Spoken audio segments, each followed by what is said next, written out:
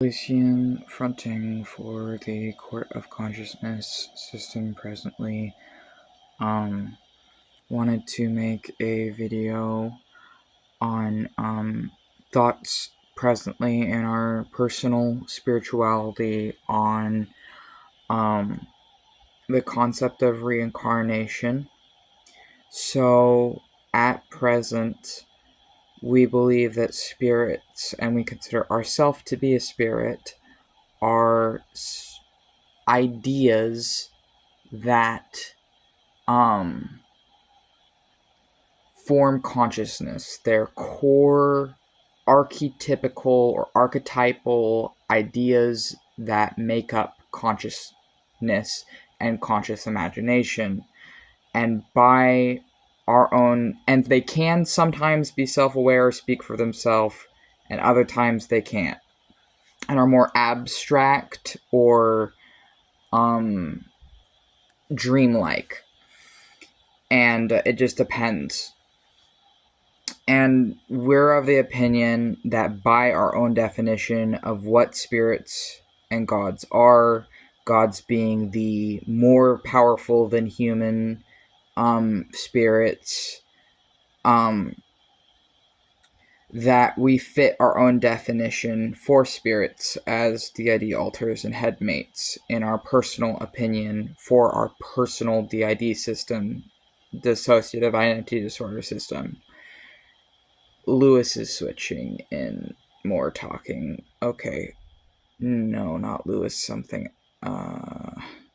affecting Elysium is still here. That's okay. Speech might be a bit slowed. That's alright. We're trying to talk about reincarnation. So because we believe that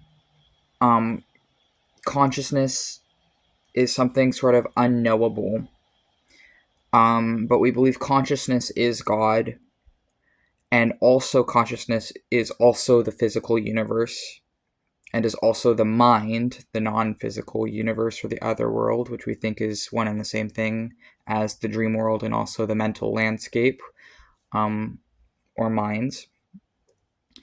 And we thought, well, if for us we can experience plurality of conscious existence and being multiple people, one body, for us it is complicated because Basil is influencing our speech. That's what's going on.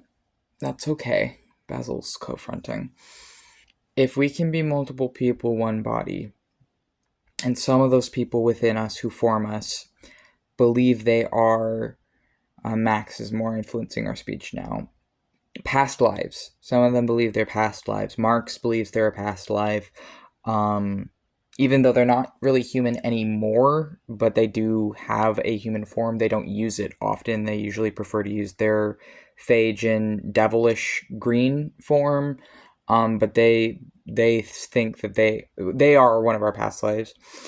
And then some of the others have human forms, but a lot of them prefer to have more abstract, or if they appear as humanoid, to have more fantastical forms.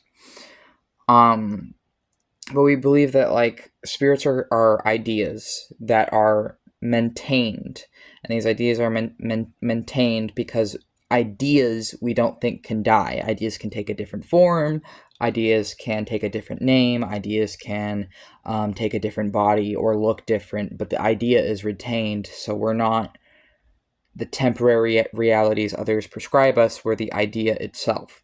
And by becoming the idea itself, you become eternal and infinite. But then we take it a step further because we think of how we don't believe anymore that this is our first time on Earth. And we don't believe that because we have people in our mind telling us it's not. But also, we're someone that, unless we can really think about it in a way that makes sense to us, it's not really good enough. Like, of course, we trust and believe these people in us who tell us that, but we also want to be digging deeper and learning more. And so recently, Lewis came to the understanding that we don't, in our personal system, and some systems feel differently, see it as we're born and die. So we're multiple people, one body. We don't think when people leave our system that they're dying, or that when we get a new headmate that they're being born. We see it personally that things are being transmuted or recycled or going in and out of our body. Or our mind. That's how it feels personally for us. But then we think of it further. What if it's the same thing as when we die, when we don't have our body anymore, how we return to our headspace or our mind? What if we return to raw conscious existence or the universe's mind, and are then able to, in the same way I and my mind sometimes can have lucid dreams, or we have a headspace, which is our inner world or inner soulscape or inner landscape, where we can go in there and kind of have adventures and create things. Well, if our idea is retained, if we're saying that ideas themselves don't die, then when we don't have the physical body and it's just the minds and ideas, what is to say that hypothetically those couldn't be like as energy released back into some sort of massive collective unconscious or unifying consciousness? And if such a thing were, and there are theories and people who have posited this for a long time, Carl Jung is one of them. Personally, we agree with the theory as a DID system because we feel like it would explain our experience of feeling like things are coming in and out of our personal system. There's like closed systems and open systems. We believe we're more of an open system. If we were able to then leave our body when it dies and we're no longer attached to its brain and the energy on its brain, what if we could be attached instead to the infinite energy of just all the energy around us? And then we think that through that there could hypothetically be like a reincarnation loop where you are pulled to or like the idea is reimagined or reformed in a new body. The problem, though, we now have with this is before we were going off of the impression that we never want to be human ever again after this. And we feel very strongly about that.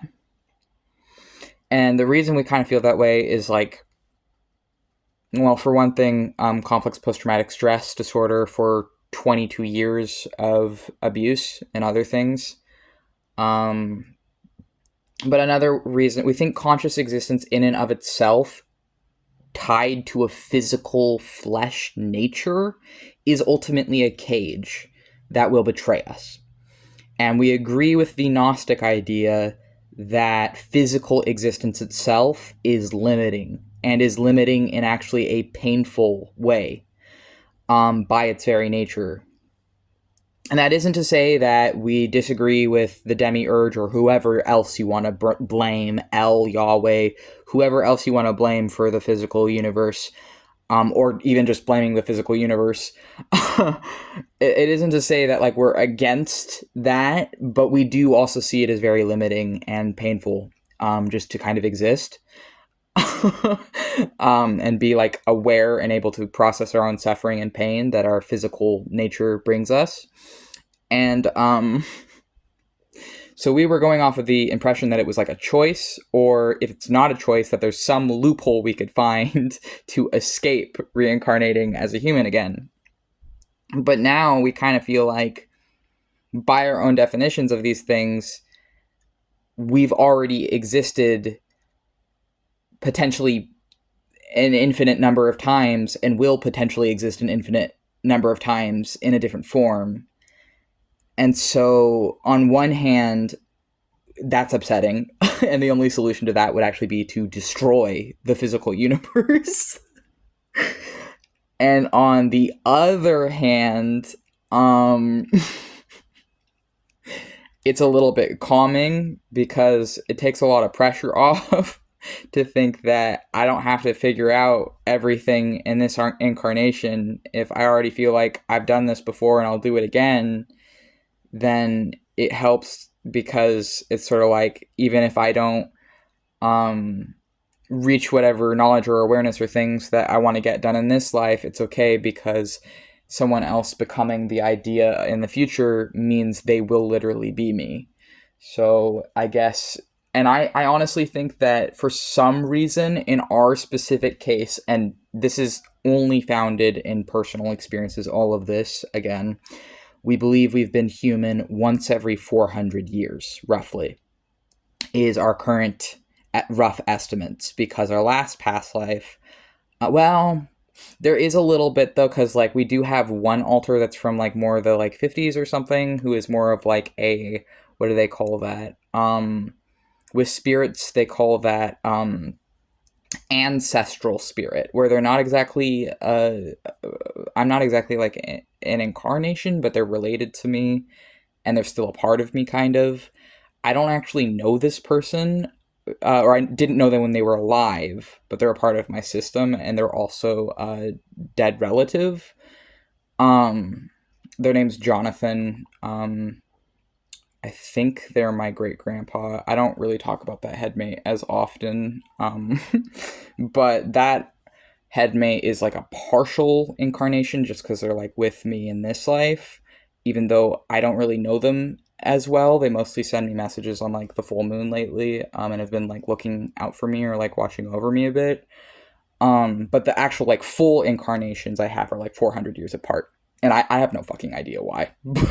But I know that Max is speaking now. I've slipped in. I'm speaking over now. Marx is short for, it's a nickname for Max, for Maximus Valentino is what they go by, and Maximus Valentino is who I named myself after, which I think their last name is also kind of a nickname, because anyways, but my name's Max after that Max, and that Max was from the 1600s, and he was my last wizard incarnation. And then he died because people found his like gay art and writing in his village in like Wales, England.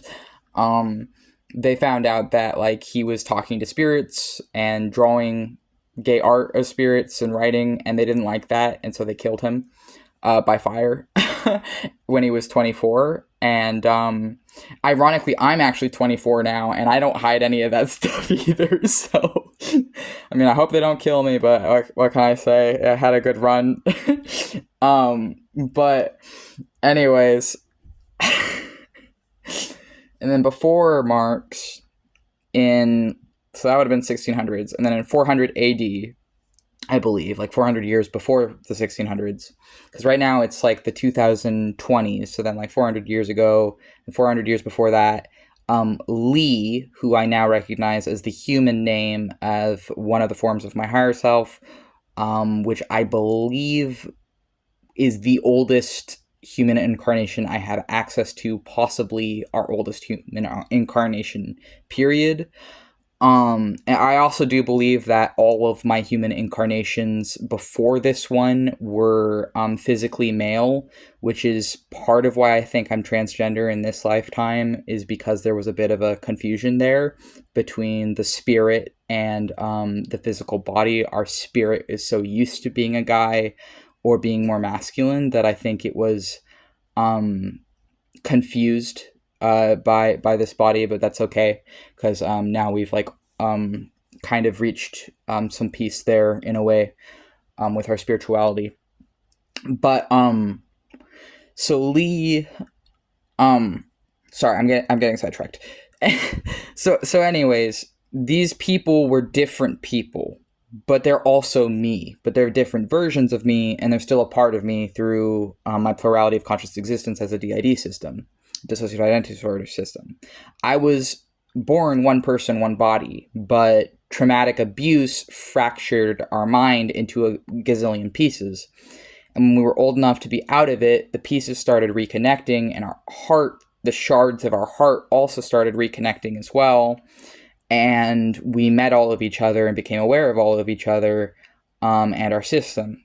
as we were healing ourselves from the breakings. And so I think that probably, hopefully, this can be my last human incarnation, just because, like, I don't even know if humans are going to exist in the next 400 years. But also, I'm hoping the work I've done spiritually will allow me to mostly stay in my soulscape or in my mental landscape, assuming it is retained when the physical body dies and there's no longer energy in our brain to maintain it. I'm assuming that energy, and I'm hoping, I don't have any proof of this, that it just goes back to the universe, and that I become one with the universe, and am able to have a choice, some kind of choice to actually stay there, and I don't have to reincarnate into a human again after that. But I'm kind of hoping that already I wouldn't need to, just because, like, I don't know if humans are even going to exist 400 years from now with how things are going lately. But yeah, I guess if the internet still exists and humans still exist 400 years from now, and you see this, and you resonate with all I'm saying, maybe you'll be my reincarnation. But also, if you are my reincarnation, I'm really fucking sorry, and it's not your fault. Anyways, end video.